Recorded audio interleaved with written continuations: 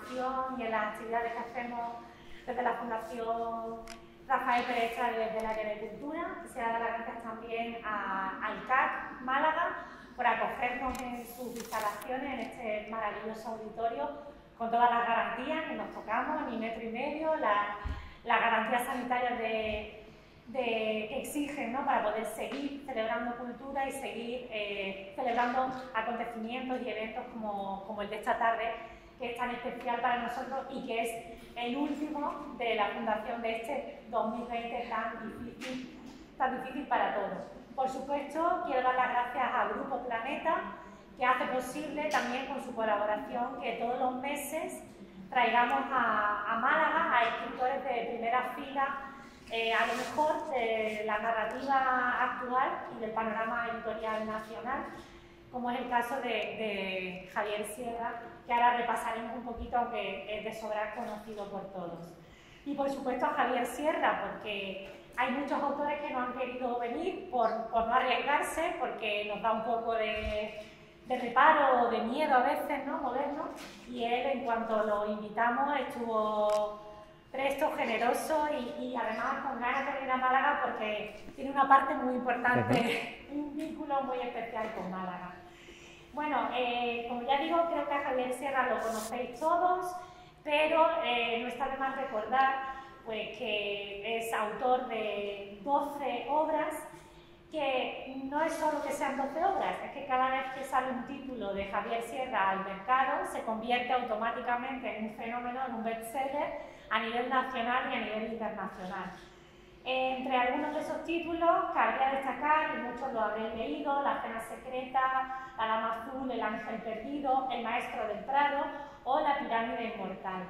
Además, en el año 2017 ganó el premio mejor dotado de nuestras letras, el premio Planeta, con una obra que también fue un bestseller a nivel nacional e internacional, como es El fuego invisible. El éxito de sus novelas no es otro que es la extraordinaria capacidad para contar que tiene Javier Sierra, que nos atrapa, y todos los que seáis lectores de Javier lo sabréis, desde la primera página y no nos suelta hasta el final, porque nos enseña a mirar la historia, los enigmas, la vida desde otras perspectivas y con otros ojos. Y precisamente la novela que viene a presentar esta tarde, o de la que vamos a hablar esta tarde, nos va a contar, o viene a contarnos, algo muy importante, un mensaje esencial que tiene que ver con una actualidad que nos ha cambiado la vida a todos, que no es otra que la de la pandemia de 2020 y que nos enfrenta a preguntas, y esa realmente es la cuestión esencial, lo que el arte y la literatura debería hacer, enfrentarnos y hacernos preguntas, ¿no?, a indagar, a no quedarnos en la superficie, sobre las circunstancias en las que se ha producido esta pandemia y sobre todo las consecuencias que va a tener en el presente, las que estamos viviendo, y sobre todo en el futuro. Así pues, creo que es una novela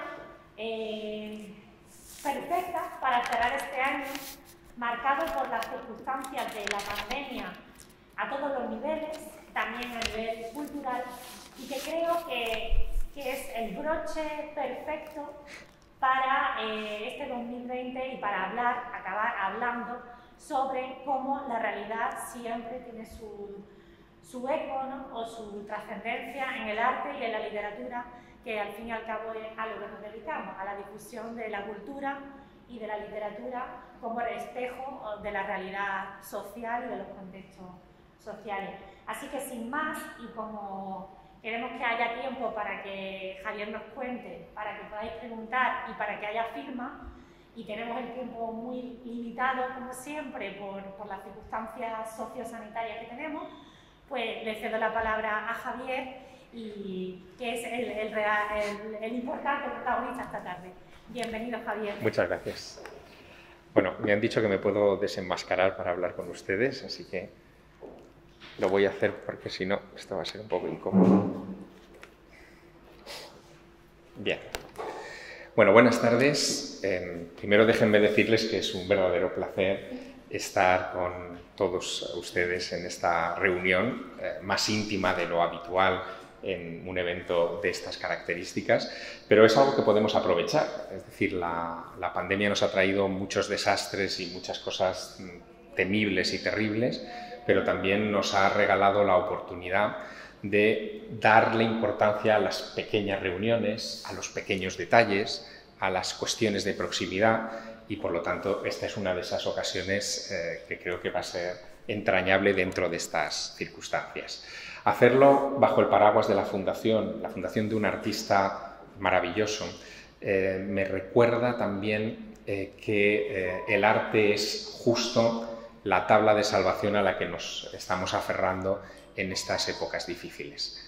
No siempre el arte ha reaccionado bien ante este tipo de situaciones, pero sin duda siempre ha reflejado estos momentos de incertidumbre en los que estamos y por los que hemos atravesado en otras ocasiones. Seguro que tienen ustedes todos en mente un cuadro de Edvard Munch que es El Grito, ¿verdad? Es un cuadro que él pinta en varias ocasiones, no hay un solo grito, hay varios gritos. Quizá lo que no sepan es que Edvard Munch sobrevivió a dos gripes pandémicas, la llamada gripe rusa y la gripe española de 1918. Y algunos expertos en arte creen que Edvard Munch volcó su desesperación en esos procesos víricos por los que él atravesó en esos cuadros, o en dos de las versiones de ese cuadro del Grito. En literatura, por ejemplo, hace 100 años, cuando vivimos la famosa gripe española, mal llamada española, de 1918, la literatura fue absolutamente ajena al momento, ¿no? Apollinaire, por ejemplo, muere en París en 1918, aquejado de la gripe. Esa gripe se hace especialmente virulenta en octubre de 1918, de tal manera que si ustedes visitan cualquier cementerio francés, se van a dar cuenta de que hay un sector de esos cementerios que está lleno de tumbas de octubre de 1918. Suele haber un monolito cerca, en los cementerios franceses, que recuerda a los caídos de la Primera Guerra Mundial, y tendemos a confundir históricamente esas tumbas de octubre del 18 con los caídos en la Guerra de Trincheras de 1918, que acaba en 1918. Pero son cosas distintas. Los que llevaban los cementerios franceses prefirieron honrar a los caídos en batalla que a algo que consideraban solo de dominio particular, privado, que eran los enfermos de la gripe española, a los que no les rindieron ningún tipo de tributo. Apollinaire fue uno de ellos.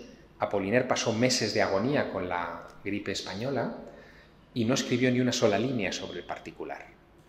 Pero es que tampoco lo hicieron, por ejemplo, en Estados Unidos, John Dos Passos o Steinbeck o Hemingway, que eran autores muy pendientes de lo que ocurría socialmente y a los que, sin embargo, la gripe española, aquella pandemia que se llevó oficialmente 40 millones de personas a la tumba, pero científicamente, por lo que sabemos hoy, no menos de 100 millones de personas, aquello no dejó ninguna huella en la literatura.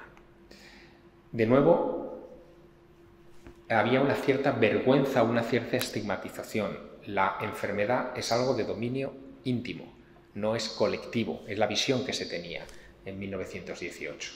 Esto evidentemente ha cambiado y ahora lo sabemos por experiencia, lo tenemos muy presente en carne viva por estos momentos en los que estamos, que una pandemia no es algo de un paciente, sino que el enfermo es toda la civilización. Ya no digo la sociedad, digo la civilización. Y por supuesto, en esta época, esto está dejando su huella en la literatura. No puede ser de otra manera. Los escritores nos dedicamos a interpretar lo que ocurre a nuestro alrededor y lo volcamos en nuestros escritos. Y eso es lo que a mí me ha llevado a escribir El mensaje de Pandora. Pero cuidado, El mensaje de Pandora no es un libro sobre la pandemia, no es un libro sobre este momento histórico, no pretende serlo. Es verdad que la pandemia y lo que está viviendo está en el trasfondo de la novela, pero no es el propósito de la novela. Cuando empezaron a confinarnos, en marzo de este año, que parece que ha pasado un siglo y han pasado unos pocos meses, cuando empezaron a confinarnos y nos obligaron a quedarnos en casa, yo pensé, como la mayoría de ustedes seguro, que íbamos a vivir un periodo de transición, quizá de unas pocas semanas, y que todo rápidamente volvería a confluir. Pero había algo, una lucecita roja en mi memoria que me decía que esto no era así. Esa lucecita roja se había creado en mi memoria por lecturas que había hecho en los años anteriores de otras situaciones parecidas. Verán, yo he sido periodista en otra vida, ahora soy escritor, y no hay nada que nos interese más a los periodistas y a los escritores que un apocalipsis. O sea, nos chifla. Cuando algo está a punto de quebrarse, ahí como buitres estamos pendientes, porque en esos momentos es donde nos medimos, ¿no? como sociedad. Son los momentos en los que tenemos que dar lo mejor o sale lo peor de nosotros mismos. Y dar fe de eso es muy interesante. Por lo tanto, yo había leído mucho sobre apocalipsis previos, sobre la peste negra del siglo XIV, sobre la gripe española también había leído cosas. Y había en el recuerdo, en esa lucecita roja, la sensación de que este tipo de situaciones no se vencen así de rápido, que esto nos iba a llevar más tiempo. Así que decidí, a la segunda semana más o menos de encierro, allá por el mes de abril, inicios del mes de abril, empezar a recuperar todas aquellas lecturas. Y me di de bruces con algo que no esperaba. Y es que nuestra civilización lleva enfrentándose a situaciones pandémicas iguales o peores que esta desde hace por lo menos 10.000 años. Hace 10.000 años no teníamos escritura. La escritura es un invento de hace 5.000. Por lo tanto, no tenemos registros escritos, documentales, como hoy los exigimos, de lo que ocurrió. Pero sí que hay pistas de cosas que pasaron hace 10.000 años sobre la presencia de pandemias. ¿Qué es lo que requiere? Eso ya lo saben ustedes, seguro, por los informativos solamente, ¿no? ¿Qué es lo que requiere un virus para convertirse en pandémico? Esencialmente, dos cosas. Una convivencia estrecha con animales, que son los, digamos, receptores, los que incuban el virus y que después nos lo transmiten, son los transmisores zoonóticos, como dicen los virólogos, pero también necesita una población grande en la que transmitirse, si no, no es pandémico, si no, se queda como una pequeña epidemia en un colectivo reducido. Hace 10.000 años se dieron exactamente esas circunstancias y desde entonces no las hemos abandonado. Hace 10.000 años se produjo el gran salto evolutivo de nuestra especie, el momento en el que dejamos de ser cazadores, nómadas, en busca de comida, allá donde había un clima templado y donde nos permitían los hielos dar con algo de carne que llevarnos a la boca. De ahí pasamos a un momento en el que los hielos empiezan a replegarse por un cambio climático que empieza a hacerse evidente en todo el planeta y empezamos a domesticar esos animales. También empezamos a ocupar territorios para cultivar nuestras especies vegetales. No tenemos que rastrearlas por ahí. Es el momento en el que implementamos la agricultura y la ganadería. Hace 10.000 años creamos la civilización. Pasamos del paleolítico al neolítico. Pasamos de refugiarnos donde podemos a construirnos nuestras casas. Es el gran cambio. En ese momento es el instante histórico en el que empezamos a convivir con animales porque los llevamos a nuestras casas, por lo tanto ya tenemos al primer enemigo dentro, y es el momento en el que las poblaciones empiezan a hacerse grandes. Ya no somos 30 individuos de una misma familia migrando y buscando el alimento donde se puede, sino que empezamos a agruparnos en torno a un territorio, porque necesitamos el alimento que nos da la tierra, y a crecer en torno a esos animales que nos dan un sustento de comida todo el año. Es así de simple. Y con esa simpleza que es sobre la que se construye nuestra civilización, surgen los primeros problemas. La fascinación del ser humano por los animales llega a un momento muy particular. Verán, y algo de esto lo dejo caer en parte de esta historia en clave literaria que es el mensaje de Pandora. El mensaje de Pandora es una carta entre una mujer que tiene una gran experiencia vital, al final de la novela sabremos por qué, y una sobrina de 18 años a la que su tía le quiere dar todo ese saber que ella atesora, ¿no? Y le recuerda un viaje que hicieron por el sur de Francia y el norte de España, por la zona de los Pirineos, en busca de los pilares de nuestra civilización. Es un viaje muy singular, voy a ver si les puedo mostrar alguna cosa. Es un viaje, ¿se ve, no? Más o menos. Sí. Es un viaje que arranca en Montesquieu-Avantés, que es una zona de cuevas rupestres en Francia, y que va transcurriendo por toda la cornisa francesa de los Pirineos hasta pasar a Lampurdán, a pueblos como Verges o ciudades como Gerona. Lo interesante es que en Montesquieu-Avantés hay algo que a mí me llamó mucho la atención. Verán, en Montesquieu-Avantés se encuentra una de las primeras representaciones humanas de la historia, en el arte. Es una figura que se conoce como el chamán, que tiene 10.000 años, es de ese periodo de tránsito del paleolítico al neolítico. Ese chamán es mitad hombre, mitad ciervo. Ahí lo ven ustedes, ¿no? En esta imagen. Es como un ciervo sobre sus cuartos traseros, que son piernas con pies. No sé si lo aciertan a ver bien, ¿sí? Desde ahí más o menos. Ahí lo verán bien. Con sus manos, que son humanas, y esa mezcla lo que nos está indicando en una muestra de arte de hace 10.000 años es que el hombre que se retrató o al que retrataron en esa imagen trataba de fundirse con el animal. Esto es muy chamánico, hay que meterse en la mentalidad de nuestros ancestros.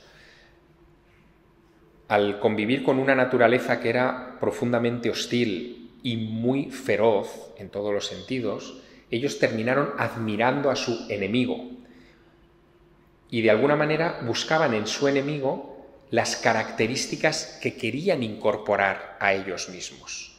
La primera estatua, la primera imagen que ha llegado hasta nosotros de bulto redondo, tiene 30.000 años, es un poco anterior a este cambio, y es una mezcla entre un hombre y un león. Hablo del hombre león de Estadelle.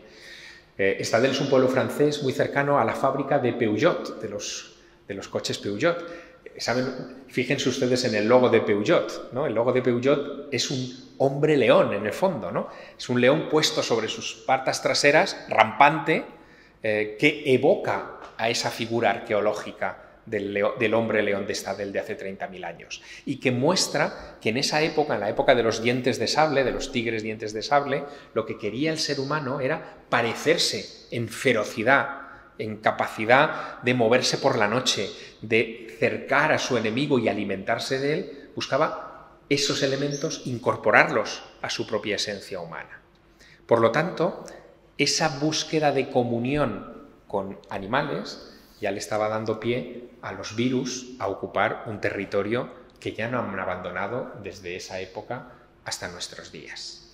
Bueno, pues esa pequeña observación de desde cuándo convivimos con las pandemias es la que me lleva a escribir este libro. Por un razonamiento simple, pero creo que importante en un momento como este. Si llevamos 10.000 años conviviendo con las pandemias, algunas de ellas, como les digo, o si quieren repasamos algunas, mucho más terribles que esta, y estamos ustedes y yo aquí, es porque hemos vencido siempre. Porque el virus termina debilitándose, porque las circunstancias biológicas que rodean a la enfermedad han terminado siendo más propicias a nosotros y hemos logrado revertir una terrible enfermedad en algo que queda como el recuerdo. Luego, con esta situación que estamos atravesando, volverá a pasar. Eso es una buena noticia, es decir, esto pasará. ¿Cómo pasará? Es lo que no sabemos. Pero en 1918, en la famosa gripe española, que se lleva a estos más de 100 millones de personas, 100 millones de personas es más que las muertes de la Primera y la Segunda Guerra Mundial juntas, en un periodo de 2 años.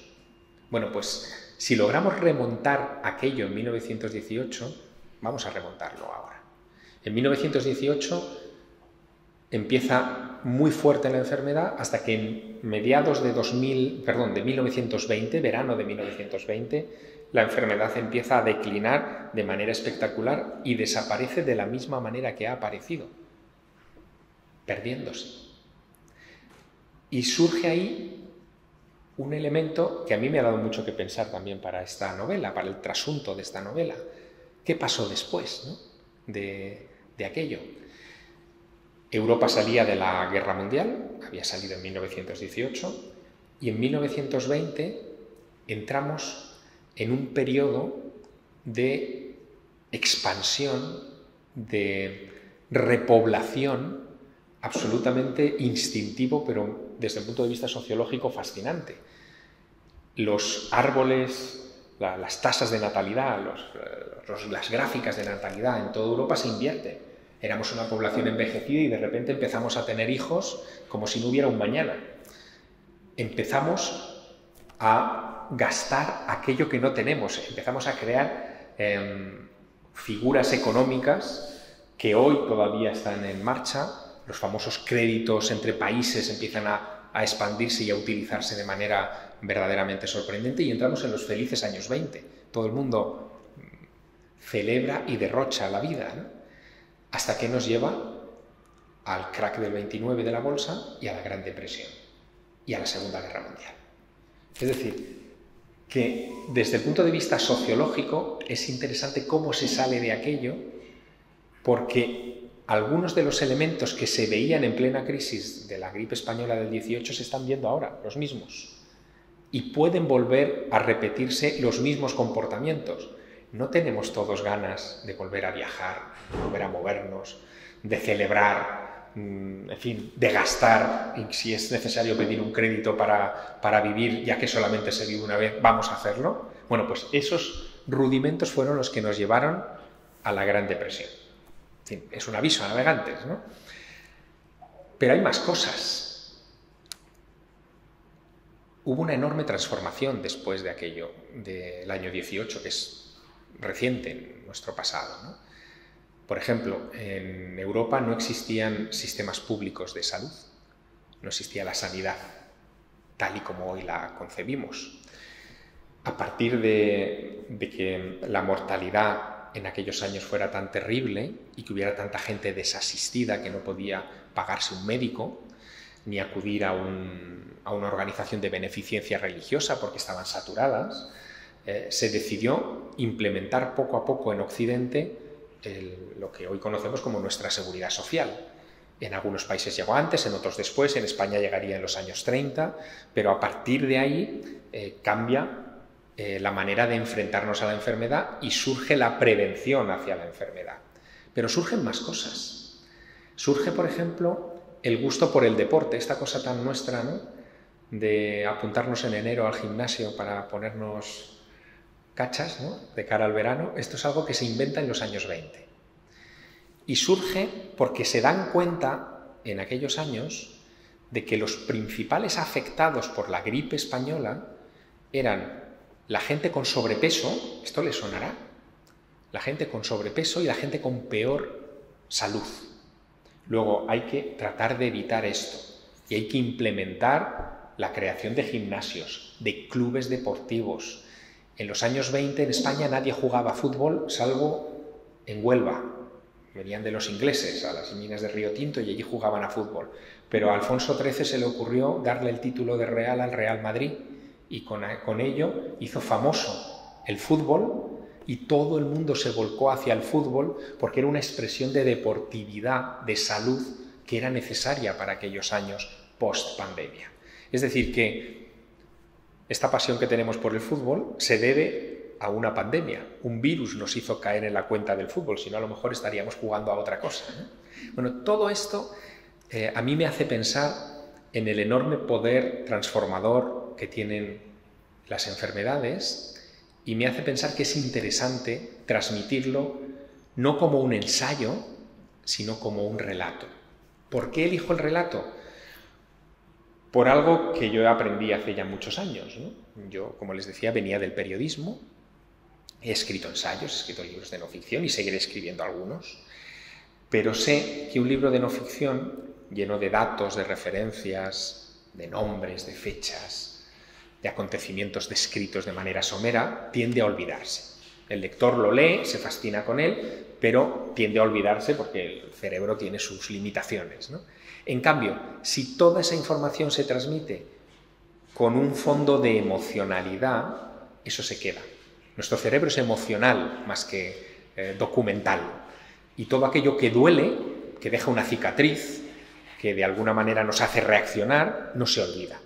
Y eso es lo que yo quise utilizar a mi favor escribiendo El mensaje de Pandora. Es un libro que yo no tenía previsto escribir, evidentemente. Estaba con otras cosas encima de la mesa, pero se cruzó la pandemia y vi que tenía que hacerlo, como obligación tenía que hacerlo, ¿no? Es un libro que sale rápido, no he escrito nunca un libro tan veloz como este, lo escribí como si fuera una carta de verdad. Ya saben ustedes que las cartas tienen dos virtudes, una, que a medida que uno la escribe, si la escribe a mano como antes, no mira atrás, sino que tiras siempre hacia adelante, y dos, que te embarga la emoción de hacerle llegar ese mensaje a su destinatario y por lo tanto avanzas, ¿no? Digamos que sorteas todas las dificultades de la escritura con mayor celeridad. Y eso es lo que ocurrió con este libro. Yo pensaba en Aris, en la hipotética chica de 18 años, la sobrina, que tiene que recibir esta carta, como alguien real, que de alguna manera nos encarnaba a todos nosotros, ¿no? Que necesitaba que le diera esa información, que le diera un poco de perspectiva sobre lo que estaba ocurriendo. Y luego también otra cosa que a mí me parece particularmente importante de este libro. Ahora que estamos en mitad de este problema de la pandemia, de la COVID, seguimos preguntándonos o seguimos acercándonos al problema desde una perspectiva muy limitada. Nos preocupan las cifras de muertos, nos preocupa evidentemente si tenemos a alguien cercano que está atravesando esta enfermedad o incluso que hemos perdido en estos meses, nos preocupan las consecuencias sociales, laborales, económicas, pero muy pocos se preguntan por el origen de esto. ¿Dónde está el origen? Ya nos han dicho que era un pangolín o un murciélago, que seguramente venía de Wuhan. Y bueno, pues todas esas cosas han quedado ahí en el ambiente, se habló de ellas al principio de la pandemia, pero ahora nos preocupamos de otras cosas y no del origen de esta historia. Y a mí el origen me sigue pareciendo, porque lo es, y lo es también para la comunidad científica, todo un misterio. Siguen sin responderse muchas cosas. Hay suficientes indicios para sostener que el virus no llegó en diciembre de 2019, sino que ya estaba antes, semanas si no meses antes, en esa misma región del planeta. No sabemos por qué. Hay hechos, alguno de ellos lo cuento un poco de pasada en el libro, como lo que le ocurrió, y no ha vuelto a hablarse de ello, al portaaviones de la Armada francesa Charles de Gaulle, que estando en medio del Pacífico en operaciones durante meses, sin tocar puerto, cuando llega la pandemia, dentro de la tripulación surgen varios casos de COVID. ¿Cómo se ha transmitido el virus hasta allí si no ha habido contacto con otras personas de fuera de ese entorno del buque y por lo tanto la transmisión que creemos que es persona a persona no se pudo producir? Bueno, pues de eso no se ha vuelto a hablar y sin embargo el caso está ahí y sigue siendo un interrogante dentro de la literatura científica sobre el particular. Bueno, pues todos esos elementos que se escapaban del guión, quizá por deformación, por mi manera de ver el mundo, fueron los elementos que a mí más me llamaron la atención desde el principio. Y son los elementos que me invitan a una reflexión distinta sobre esto que estamos viviendo. Y esa reflexión me ha llevado a cosas muy singulares, sobre las que había leído desde que era niño, pero que he recuperado para esta narración, ¿no? me lleva al gran problema, y es el fondo del mensaje de Pandora, del origen de la vida. La vida es un misterio. Sigue siendo objeto de debate todavía hoy entre los científicos, ¿no? ¿Cómo surge la vida en el planeta Tierra? Lo que nos han enseñado y siguen enseñando todavía en los institutos es que la vida es fruto del azar, un azar sorprendente que tuvo lugar hace aproximadamente unos 4.000 millones de años en el proceso de formación de la Tierra, cuando una serie de elementos inorgánicos se combinaron fortuitamente en eso que llaman los químicos la sopa primordial, y a partir de esa combinación de elementos químicos inertes se producen los primeros aminoácidos y las primeras formas de vida. Francis Crick, descubridor de la doble hélice de ADN y premio Nobel de Medicina, es un nombre que van a encontrar ustedes referido en la novela. Este hombre, que es bioquímico, pero que también es neurocientífico, o era, él falleció hace unos años, estudió mucho este asunto del origen de la vida. Y él decía que eso de que los elementos inorgánicos que había en el planeta Tierra hace 4.000 millones de años se combinaran de tal manera que terminaran dando pie a las primeras estructuras de vida y nada menos que al ADN, que es la cadena que une todo lo vivo, era algo así como si de repente un torbellino entrara en un hangar lleno de piezas metálicas, de chatarra, y al salir el torbellino hubiera dejado ensamblado un Boeing 747. Que las posibilidades de que eso ocurriera por azar eran realmente escasas, por no decir nulas. Crick era ateo, y lo de pensar en Dios creador se le atragantaba más bien, ¿no? Se le antojaba muy difícil. Pero cuando estudiaba los rudimentos de la vida decía, aquí hay un orden, no sé cuál es ese orden, pero aquí hay un orden. Pero Crick dio varios pasos más en la búsqueda del origen de la vida que yo refiero en la novela y que a mí me resultan muy interesantes, ¿no? Él, por ejemplo, pertenece a una generación en la que surgieron otros genios que se hicieron las mismas preguntas y que debatieron mucho entre ellos. Por ejemplo, Sir Fred Hoyle. Sir Fred Hoyle hubiera merecido un premio Nobel, pero no se lo dieron finalmente porque era bastante cascarrabias. Fue el hombre que dio el nombre de Big Bang a la teoría del origen del universo, no de la vida en la Tierra, sino del universo, y lo hizo para burlarse de los que creían que tuvo que haber algo así como un punto de partida, ¿no? de todo. Y dio nombre al fenómeno, y conocemos todos el tema del Big Bang. Bueno, Sir Fred Hoyle creía lo mismo que Crick, ¿no? que era demasiado casual, en fin, pensar que todo esto es un azar, ¿no? Que la vida es un azar. Pero Fred Hoyle pensaba también que quizá la explicación para el origen de la vida en la Tierra había que buscarla en el universo. Él creía que la Tierra no es un ecosistema aislado del resto del universo, sino que todo está interrelacionado.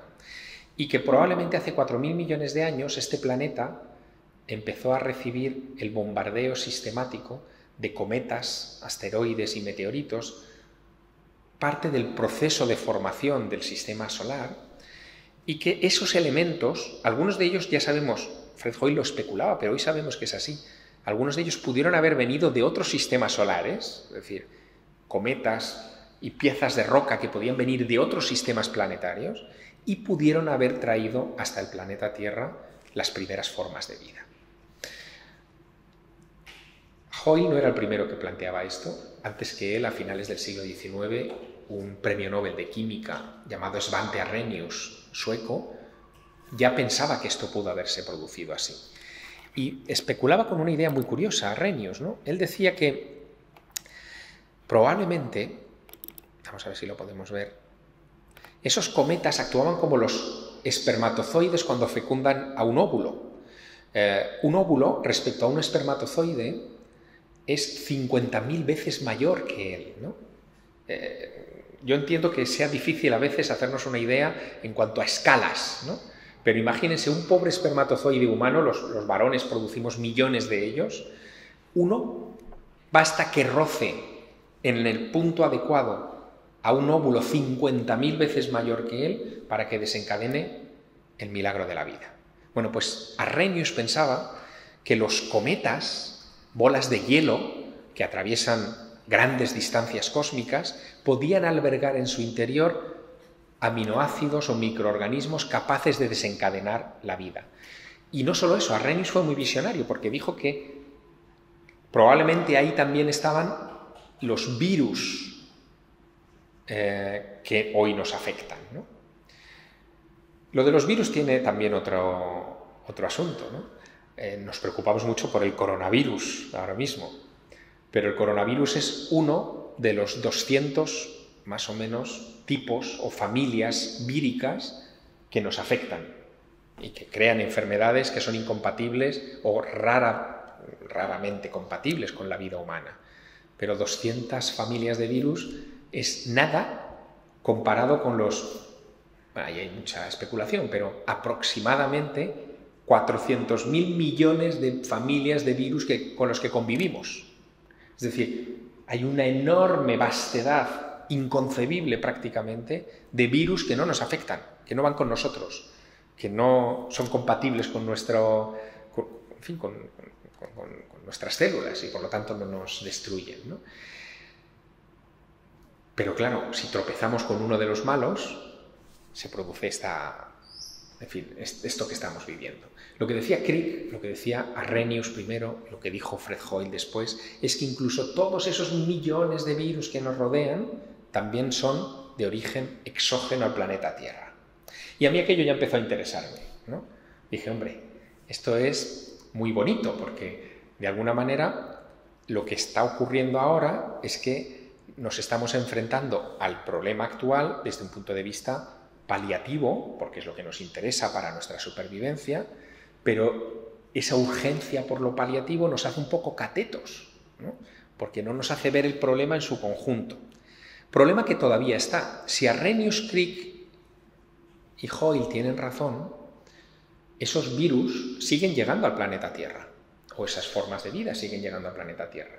Cada día llegan a nuestra atmósfera restos de esos cometas y asteroides que chocan contra nuestra atmósfera. La atmósfera es lo suficientemente densa, por fortuna, para desintegrarlos, pero dejan caer en partículas de polvo el contenido de eso que nos traen desde el espacio. Se calcula, para que ustedes se hagan una idea, que cada día 100.000 kilos de polvo cósmico cae sobre la superficie del planeta Tierra. Cada día. Luego, la posibilidad de que alguna de esas nanopartículas pueda contener algún tipo de aminoácido, de virus, de bacteria o de elemento que pudo haber estado en la noche de los tiempos en otro de esos paseos y puede volver ahora, es muy alta. Hay incluso algunos proyectos científicos que están sobre la mesa de algunos visionarios, de los astrobiólogos, ¿no?, que sería la rama de la ciencia que se dedica a esto, que plantean que quizá a futuro lo que tiene que plantearse nuestra especie es no solo vacunar a individuos o conseguir una vacuna para individuos, sino desarrollar una vacuna atmosférica. Es decir, poder colocar algún tipo de aerosol o de elemento químico en las altas capas de la atmósfera que sirva de filtro para que esas partículas que nos caen diariamente desde el espacio exterior no contaminen la superficie del planeta y no nos traigan más problemas de los que ya tenemos dentro, ¿no? Bueno, todo eso que está en la literatura científica, pero que no hemos leído ni accedido a ella, ni apenas oído mencionar en los medios de comunicación en estos meses de machacona información sobre la pandemia, a mí me interesó, porque me daba una perspectiva más amplia del problema. Y esa perspectiva la quise transportar a los protagonistas del mensaje de Pandora. Pero hay un elemento más. Y con esto, si queréis, termino, entramos en conversación. El elemento que a mí me anima a escribirlo verdaderamente es descubrir que ya en la antigüedad nuestros más remotos antepasados ya intuían que esto funcionaba así. Verán, hay un mito que es el que da título al libro, que es el mito de Pandora, que todos ustedes conocen, ¿no? Pero se lo resumiré para que atiendan a una serie de detalles. El mito de Pandora debe tener aproximadamente unos 3000 años, no se sabe muy bien, porque los mitos no tienen fecha de copyright, ¿no?, ni autor, y van mutando también como los virus, según quién los transmite y cuándo se transmiten. Pero hace unos 3000 años más o menos, el mito de Pandora lo que nos viene a decir es que Zeus, el dios del universo, se siente traicionado por Prometeo.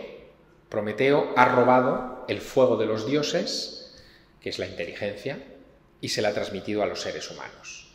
Y Zeus condena a Prometeo a estar encadenado para el resto de la eternidad, pero guarda un castigo también para los humanos que han recibido la chispa que les ha hecho inteligentes y por lo tanto hostiles o, en fin, rebeldes o posibles rebeldes a la sumisión que tenían hasta ese momento hacia los dioses.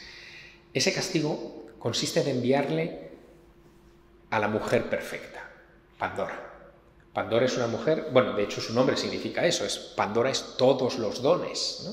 Bueno, pues Pandora piensa Zeus que la va a enviar al planeta Tierra para crear problemas entre una humanidad que vivía en la edad de oro, no sabía ni de enfermedades ni de problemas de ninguna clase, y la envía para desposarse con el hermano de Prometeo. Y cuando llega a Tierra, lo hace con una caja que le ha entregado Zeus, para que se la entregue al hermano de Prometeo con la instrucción de que no debe abrirla bajo ninguna circunstancia. Pero Pandora, entre cuyos dones está el de la curiosidad, decide abrir la caja. Y cuando la abre deja escapar de su interior quizá la pandemia de las pandemias, ¿no? O sea, el origen de todos los males.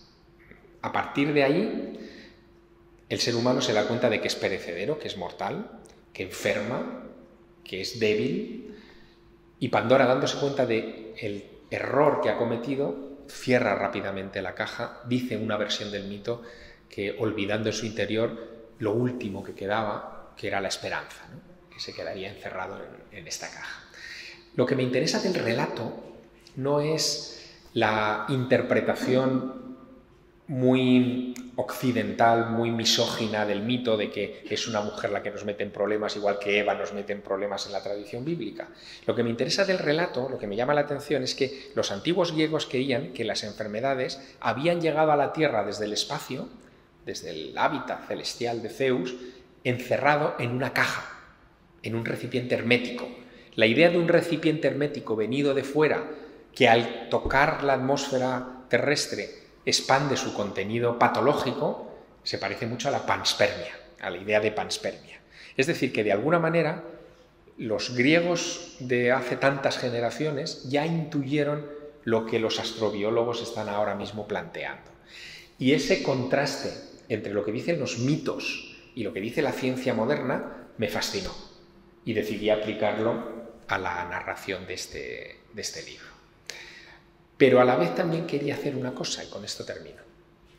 Quería que este libro fuera fácil de leer, aunque haya algún término científico, aunque haya alusión a algunas teorías sobre el origen de la vida y de las enfermedades que no son las tradicionales. Quería que fuera un libro que pudiera leer lo mismo un lector o lectora de 11 o 12 años que una persona de 80 o de 90. Lo importante de este libro es que quiere hacer reflexionar al lector sobre nuestro lugar en el universo.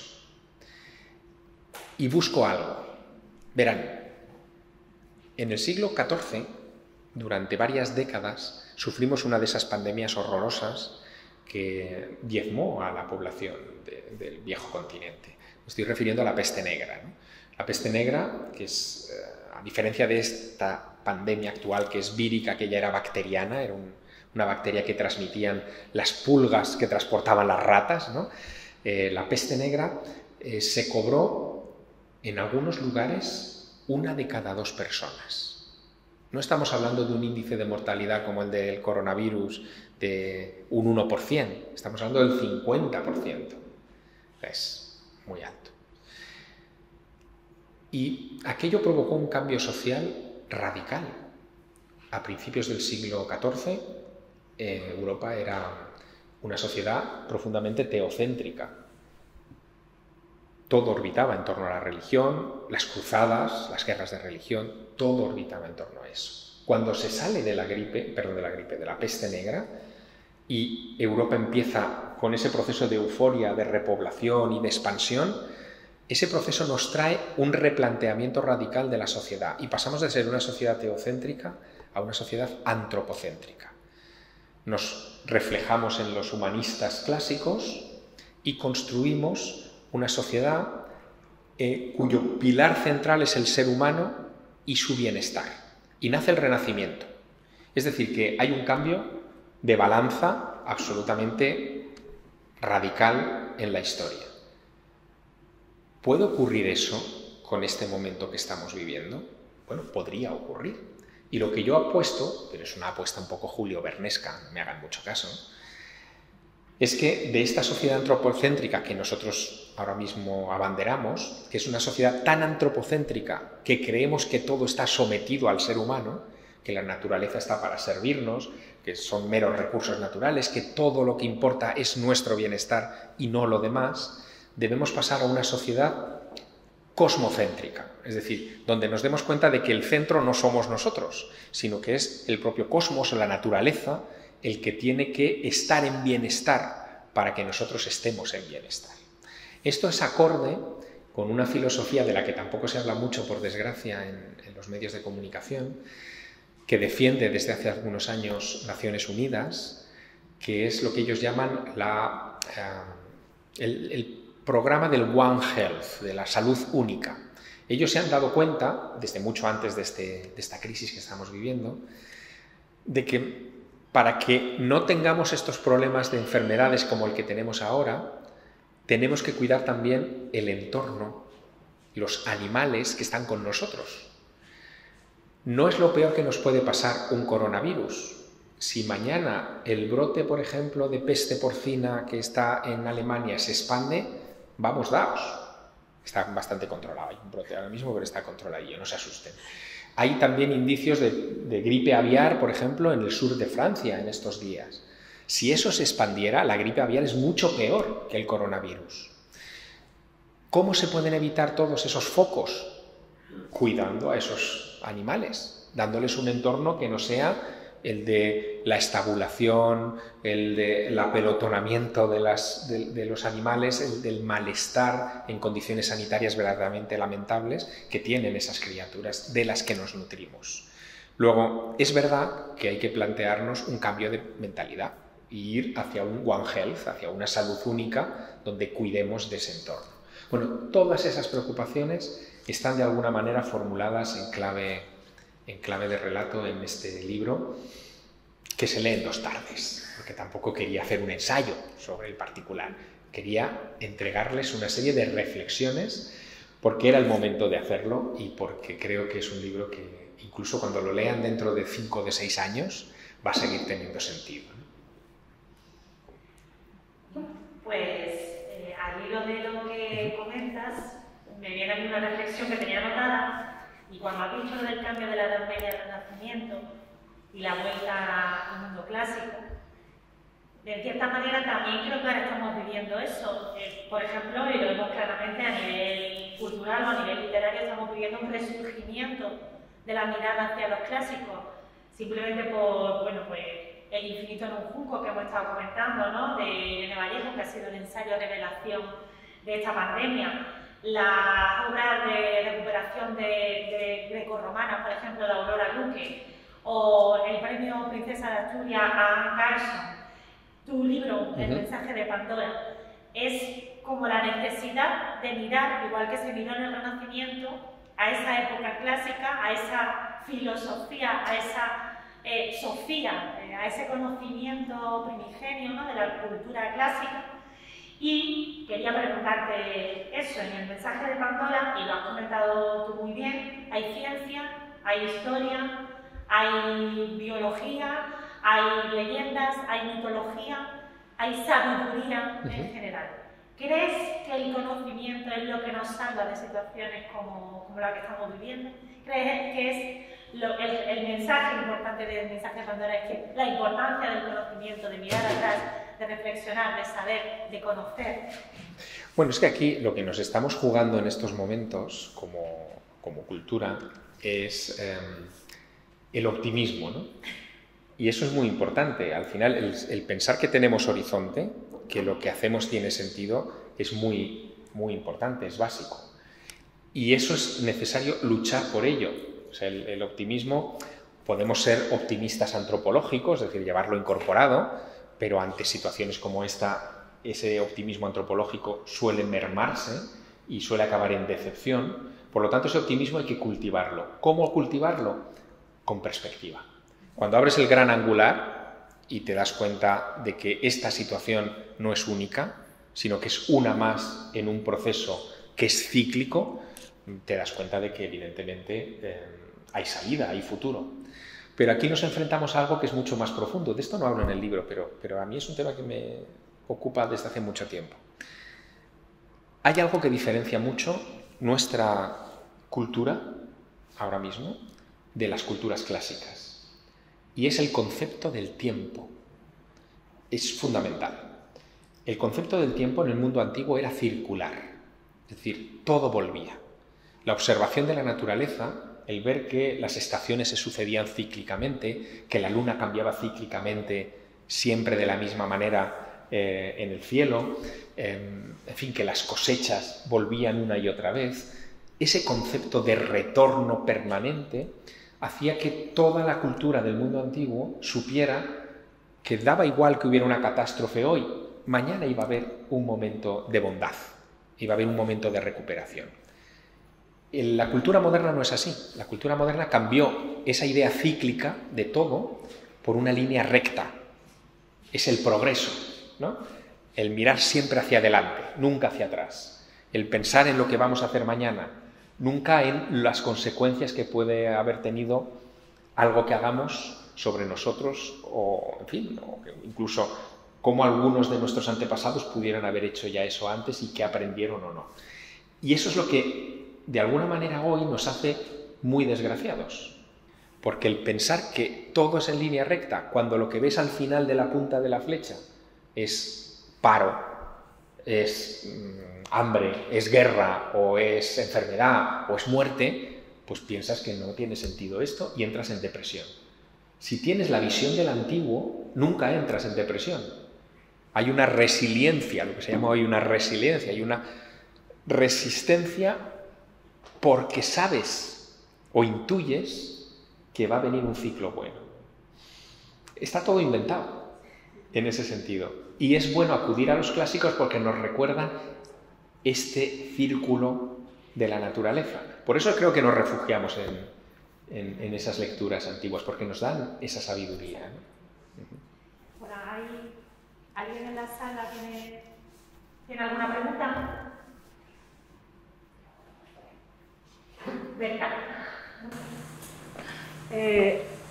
Yo no me he leído el libro, Javier, lo siento, lo leeré. No pasa nada. Pero ¿te preocupa en algún sentido? Me ha parecido muy interesante lo de los meteoritos. ¿Te preocupa, como vienes del periodismo, que estemos estrechando demasiado el discurso de las posibilidades hasta el punto de que estamos calificando de conspiranoicos? No sé si me explico. Bueno, mira, sí me preocupa, pero de nuevo, si echas la vista a lo que ha ocurrido en otras situaciones parecidas, te lo encuentras también, ¿no? No somos los primeros que pensamos en teorías conspirativas para este tipo de cosas, ¿no? Por ejemplo, en el siglo XIV, con la peste negra, las teorías conspirativas apuntaban no a los chinos, obviamente, ni a un laboratorio de alta tecnología en Wuhan para estudiar virus, pero apuntaban a los judíos. Eran los judíos los que transmitían de alguna manera la enfermedad, los que vendían ropa contaminada o transmitían la enfermedad a través de alimentos que ellos cultivaban y que inyectaban con veneno.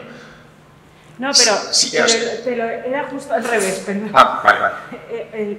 O sea, que hay teorías, que hay gente que cree que la Tierra es plana, es al revés. Es que si estamos ensanchando demasiado el concepto conspiranoico hasta el punto de que a lo mejor te has podido encontrar, no lo sé, con que cierta crítica o cierta intelectualidad diga qué locura hablar de virus en meteoritos Bueno, a ver, evidentemente habrá alguien que dirá eso, ¿no? Pero las referencias... Fíjate, este libro tiene una cosa precisamente pensando en esto, y es que aunque es novela, hay una página al final del libro con 25 notas científicas donde cada una de estas teorías está apoyada en publicaciones en revistas científicas. Es decir, no es algo que yo me haya sacado de la chistera. Me lo podía haber sacado, evidentemente, sería maravilloso. Pero no, en este caso, todo eso está, digamos que, rubricado por referencias que son serias. Otra cosa es que sean aceptadas. Esa es otra, pero ese es otro debate. Es decir, que a mí no me preocupa lo más mínimo. Mira, en el siglo XVIII, en plena época de la Ilustración, la Academia de Ciencias de Francia tuvo un debate maravilloso sobre el tema de los meteoritos. La proposición era, los meteoritos no pueden existir. Y decían, como en el cielo no hay piedras, del cielo no pueden caer piedras. Bueno, evidentemente, en el curso de unas décadas tuvieron que desdecirse. Es decir, la ciencia continuamente se está corrigiendo y eso es lo que hace grande a la ciencia. Pero también es cierto que dentro de la propia ciencia hay momentos en los que hay personas, yo no diría tendencias, pero diría personas, adalides de la ciencia, que se aferran a una serie de dogmas o de conceptos que tienen muy asumidos y que no quieren modificar. El de los meteoritos de las piedras en el siglo XVIII es paradigmático, pero hay muchos más. Hasta hace 30 años no se discutía abiertamente, había muy pocos que lo hacían, sobre la existencia de planetas extrasolares. Y hoy sabemos que los exoplanetas es algo vulgar, normal, que casi no hay estrellas sin un sistema exoplanetario alrededor, que forma parte de la estructura natural del universo y que, por lo tanto, lo que tenemos aquí en la Vía Láctea, en el Sistema Solar, no es una excepción, es una norma. También se planteaba que el agua era algo absolutamente raro del planeta Tierra.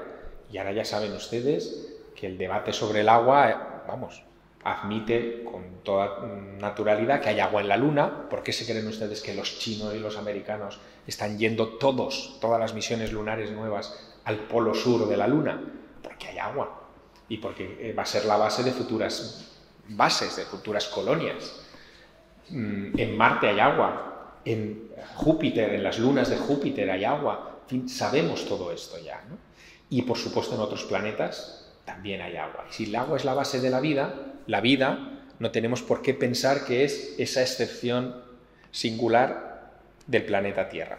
Les voy a dar un dato, ahora porque estos son cifras y prefiero darlas exactamente, con los cálculos que se han hecho en los últimos años sobre el tema de la vida fuera, ¿no? Verán, la Vía Láctea tiene 100.000 años luz de diámetro, aproximadamente. Y hay entre 100.000 y 400.000 millones de estrellas.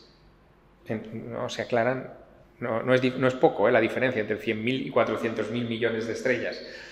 En ese conjunto se cree que debe haber aproximadamente unos 6.000 millones, solo en la Vía Láctea, 6.000 millones de planetas como el nuestro, de este tamaño, a una distancia del Sol de su Sol, que permita tener agua líquida y con capacidad, por lo tanto, de retener una atmósfera como la nuestra.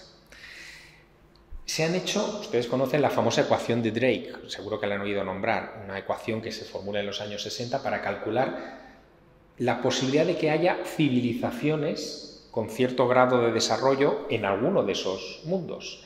Cuando la desarrolla Frank Drake en los años 60, se daba una cifra de que aproximadamente podíamos compartir tiempo, es decir, que en este momento haya una civilización que no se haya extinguido y que tenga capacidad de tener radio, por ejemplo, de unas 10 civilizaciones en nuestra Vía Láctea. Era el cálculo.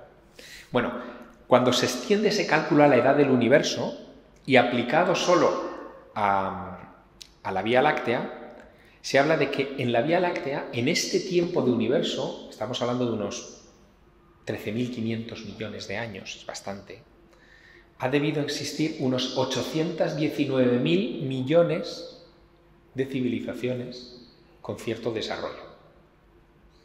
¡Wow! Estamos hablando de probabilidades, obviamente, pero es que aquí nos estamos jugando esa visión, ¿no?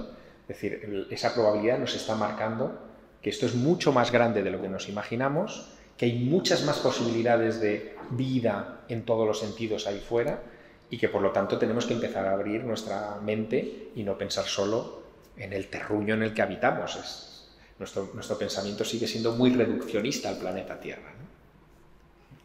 Bueno, ojalá aprendamos de esta, ¿no? Al final había un libro muy famoso hace unos años, se llamaba La enfermedad como camino, ¿no? Pues a lo mejor este es el sentido, ¿no? El aprender. Bueno, muchísimas gracias a todos. Ahora hasta las 6 tenemos por si alguien quiere que Javier le firme. Y gracias a todos por vuestra asistencia y por compartir con nosotros y con Javier. Darle gracias a Javier por ilustrarnos y por escribir este magnífico libro apto para todas las edades, como ha dicho Ernesto y como ha dicho Javier. Gracias. Muchas gracias.